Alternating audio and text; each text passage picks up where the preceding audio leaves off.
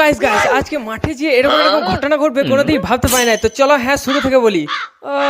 Guys আজকে সকাল সকাল একটু লেট করে উঠেছিলাম কারণ আমার এক্সাম শেষ হয়ে গেছে, তোমরা সবাই জানো। পর হাতে হাতে চলে যাই আমি বাড়ির বাইরে। বাইরে এসে দেখি wow this is a colour. মানে আমাদের ঘরটাকে এখন রং করা হবে সেই জন্য এনেছে। আর এখানে দেখি দুজন মিস্ত্রিও এসছে রং করার জন্য, আর ওরা রং করতে লেগেও গেছে। আর আমি নিচে থেকে দাঁড়িয়ে দাঁড়িয়ে রং করা দেখছিলাম। তারপর হঠাৎ করে চলে যায় এই যে মসজিদের কাজে, এখানে বালি চালা হচ্ছিল সেগুলোই দেখতে।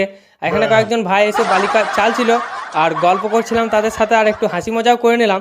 তারপর হঠাৎ করে আমাকে যেতে হলো মাঠ, আর এখানে গম মানে এই ধানগুলো বাঁধতে হবে। ধানগুলো বাঁধা হয়ে গেলে আমি আবার চলে আসি বাড়িতে এসে দেখি আমাদের রঙের কাজ অল্পখানি কমপ্লিট হয়েছে। ভালোই লাগছিল বেশ দেখে। আর আমি হালকা পাতলা করে মিস্ত্রিগুলোর সাথে গল্প করছিলাম যে রং কী করে কী করতে হচ্ছে। আর রং করা কমপ্লিট হয়ে গেলে আমি চলে যাই বাড়িতে। আর বাড়ি এখানে ভাত খেতে খেতে মিনি ব্লগটা শেষ করলাম। টাটা।